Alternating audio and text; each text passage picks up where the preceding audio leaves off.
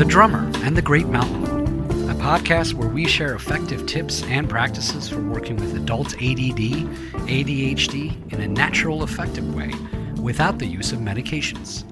Each episode, join me, your host, Batman Saram, along with the author of The Drummer and the Great Mountain, Michael Joseph Ferguson. Join Michael and myself in an interactive discussion of sharing our stories as we journey together in transforming what can be the gift of being what we call hunter types. This podcast is intended to be your audio companion to the book written by Michael, who joins me each episode where we both will strive to foster dialogue, give you our personal insights, and share both of our experiences on this similar path that we are all on. Our intention and hope is that along with the book, this podcast gives you an additional perspective as you listen to us delve deeper into each chapter of the book to give you even more tools to go along with what it is that you are reading. Visit us at drummerandthegreatmountain.com to purchase the book and look for more tools, tips, and updates, as well as giving us feedback on this podcast. Join our growing global community of creative types, entrepreneurs, and out-of-the-box thinkers on our shared journey. Welcome to The Drummer and the Great Mountain podcast.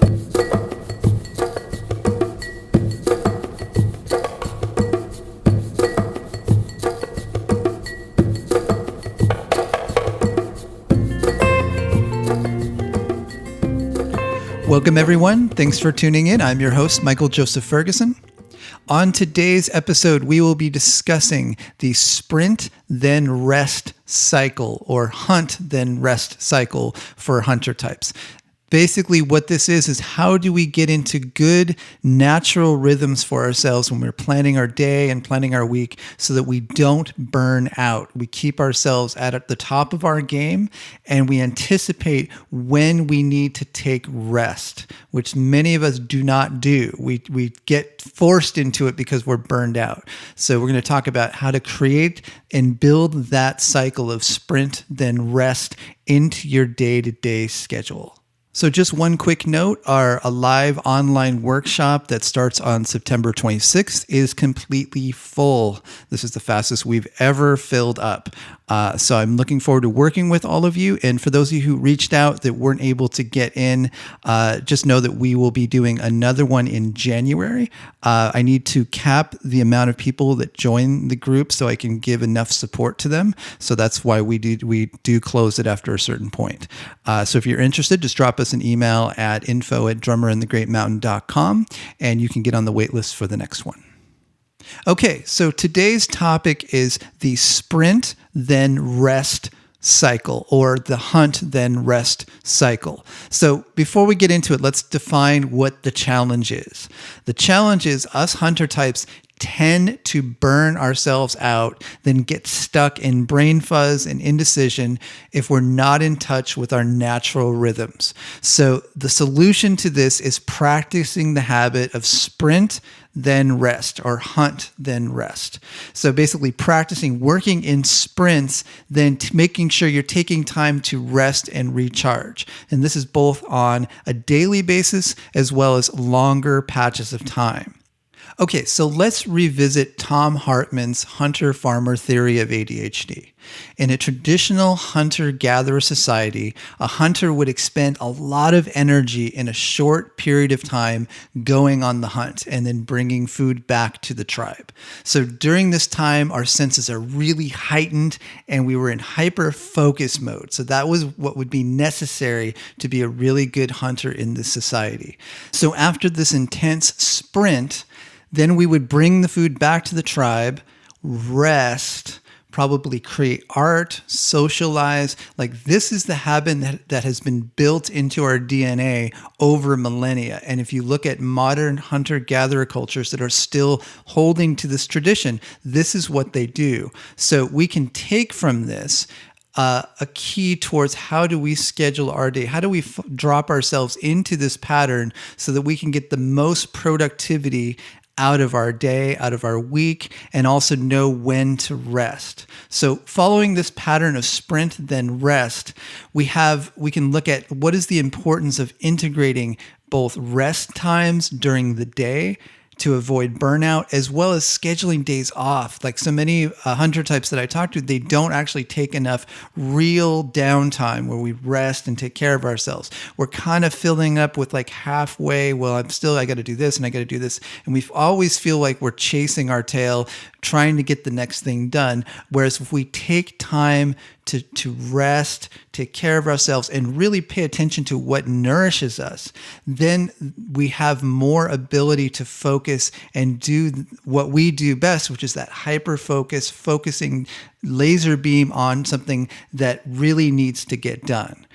So the suggestion is take this model of hunt, then rest, or sprint, then rest, and practice working in short bursts. So you may want to look at something like the Pomodoro technique, which we've mentioned numerous times on the podcast. So that's 25 minutes on, 5 minutes off.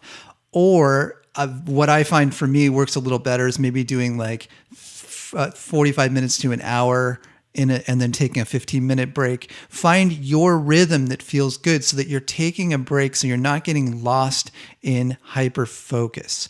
So the typical pattern we run into as hunter types, and I'm speaking for myself, if I don't plan ahead and take breaks, then I will burn, and then I start to feel like less and less able to show up. But like you're grasping, you're like, oh, I got to keep going here, and it just gets worse and worse and worse. And then by the end of the day, you're burned out.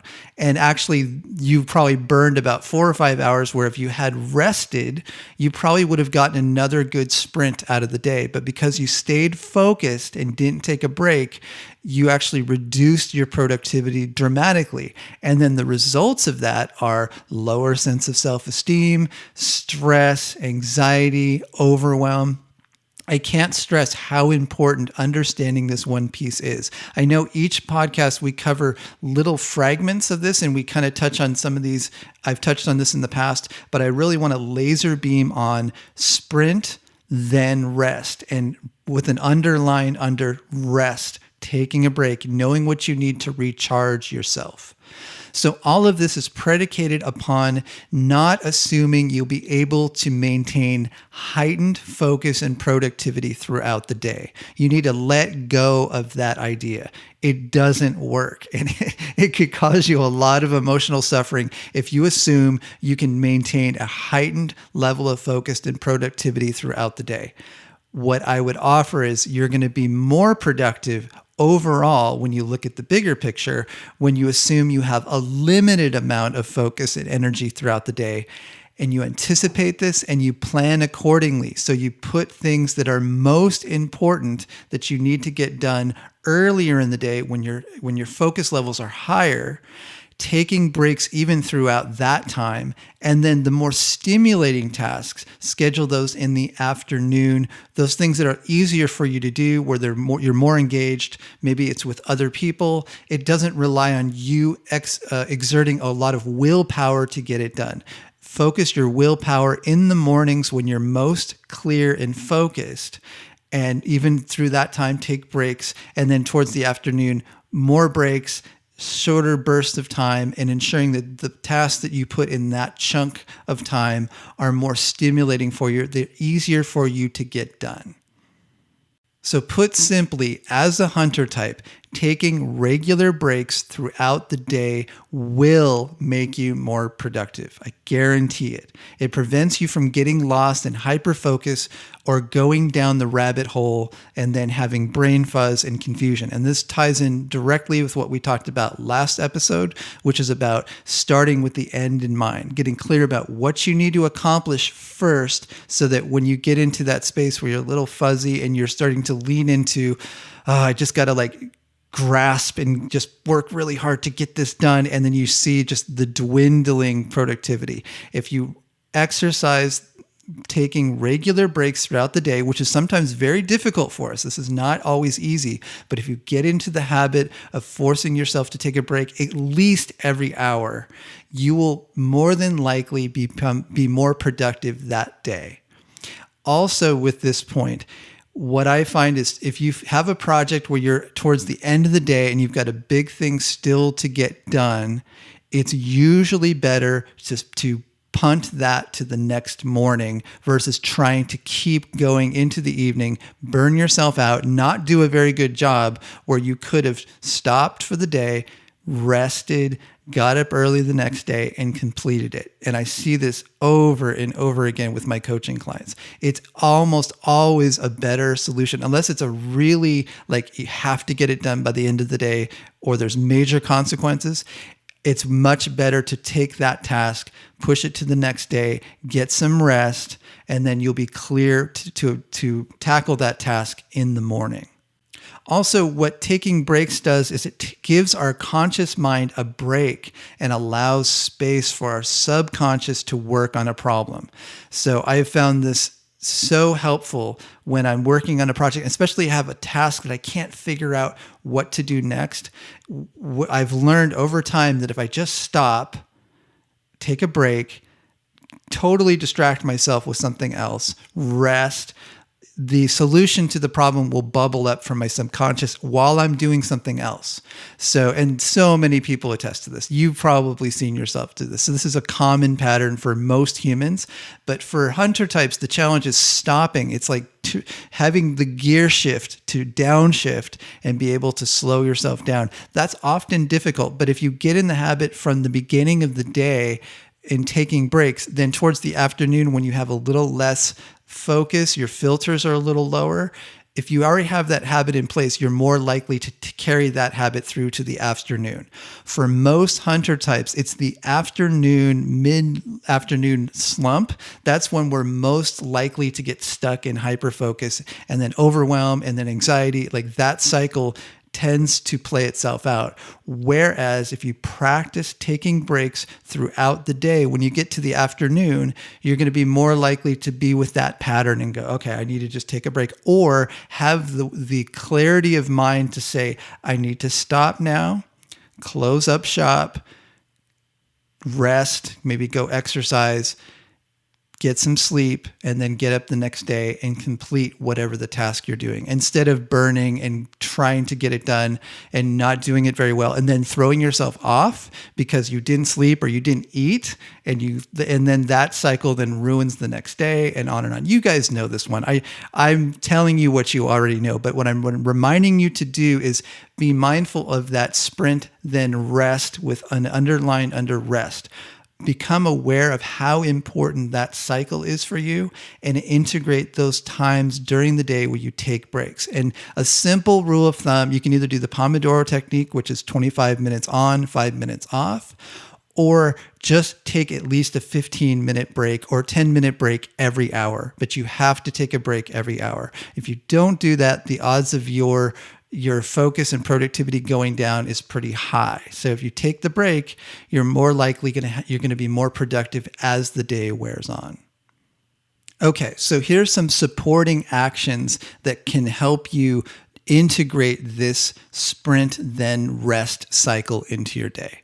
So first off, set aside 10 to 15 minutes in the morning before your day gets going, before you check your email, ideally before you engage with any work, and you take the time to plan your day out. This is when you have the most traction. You sit down, you look at your schedule for the day, and you can even say, okay, even if it's just mentally telling yourself, I'm going to take a break every hour and at least take a 10-minute break. But you can also look at your schedule and say, okay, what's most important for me to get done today? What are the tasks that require the most amount of will and focus? And schedule those at the beginning of your day and schedule the more stimulating tasks towards the end of the day.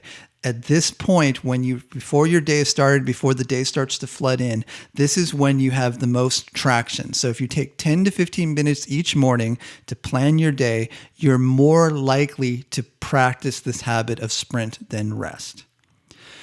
Secondly, schedule your day in sprints. So possibly look at your schedule and go, okay, the sprint number 1, I'm doing this, and then I'm taking a break. And then sprint number 2, I'm doing this, and then I'm taking a break. It's not always perfect. You assume that you're not going to always nail the sprint and say, like, I'm going to get that done within that sprint.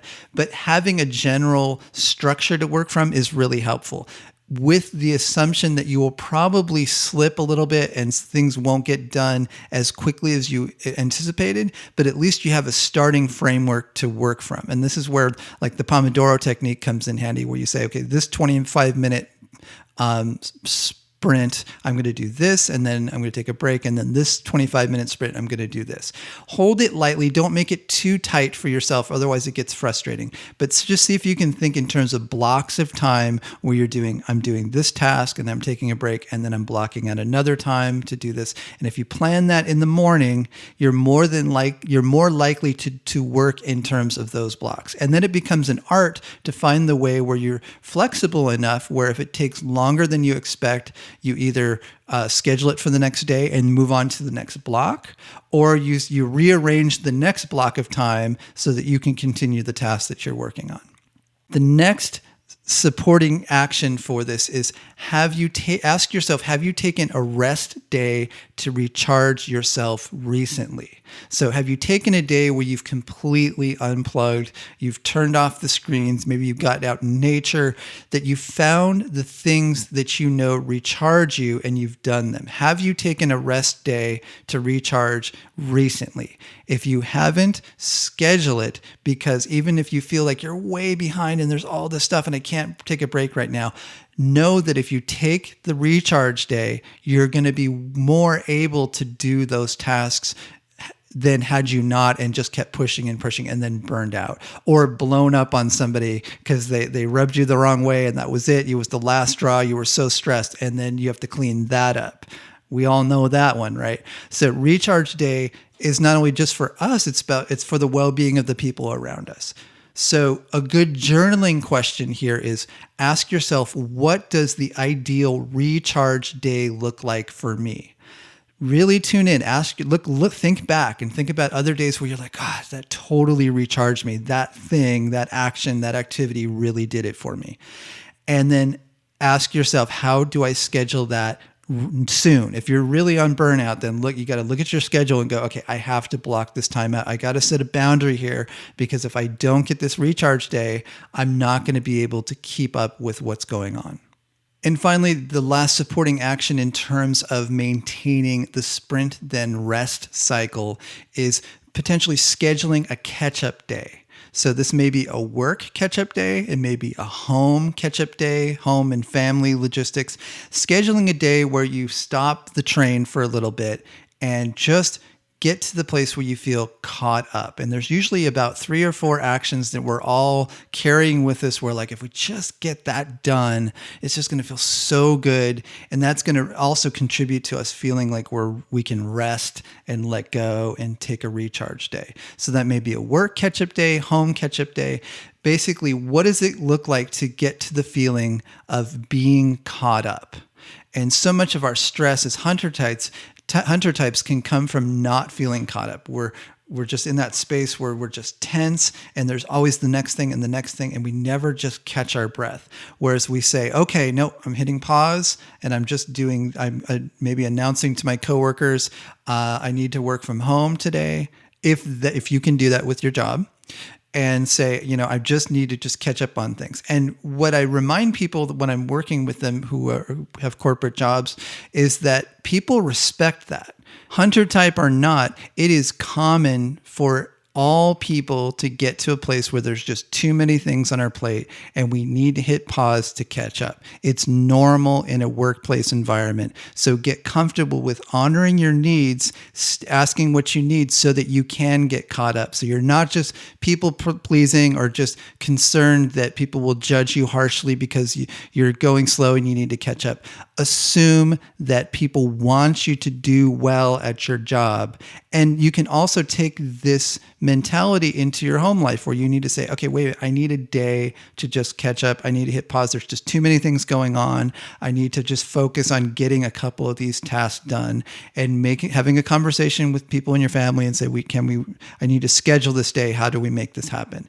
The positive thing with that is, especially if you have kids, you're modeling for them what they probably will need to do in the future themselves, right? So if you're taking care of yourself, you're modeling for your kids what it looks like to take care of yourself and set boundaries so that you can thrive. And if you're a hunter type, genetically speaking, you probably have at least one hunter type kid. I mean, the odds are pretty good, right? So modeling that, setting boundaries, setting these days where you can catch up, announcing it if you have to, arranging things to make it possible. This will also contribute to you in having the space to take days where you rest and you can feel like, okay, I can let it go now. I've completed that one task and I can schedule a really good rest day where I can catch up with myself.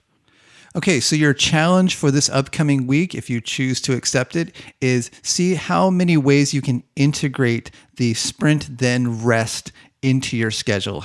Take a look at your short-term schedule and look at your day planning and see, how do I integrate breaks during the day where I'm taking time off, I'm resting so that I can stay fresh throughout the day, as well as see if you can schedule in one of those, like a rest day where you really unplug and take care of yourself if you're feeling like you're kind of on burnout, you're kind of wiped out. So that's the challenge. See what you can do to integrate this lesson into your schedule the next couple weeks. And that's it. So I hope that was helpful to you. And I just want to say a special thank you to all you who've been writing reviews for the book and the podcast. Occasionally I'll go through and read them, and I'm just so pleased to see this work has been helpful to you. So thank you for that. I know many of you email me on occasion. So it's just an honor to work with all of you. So I hope you're doing well. I know 2020 has been a really challenging year for many of us. So I hope you're hanging in there, and I hope this info is helpful to you. And until next time, be well.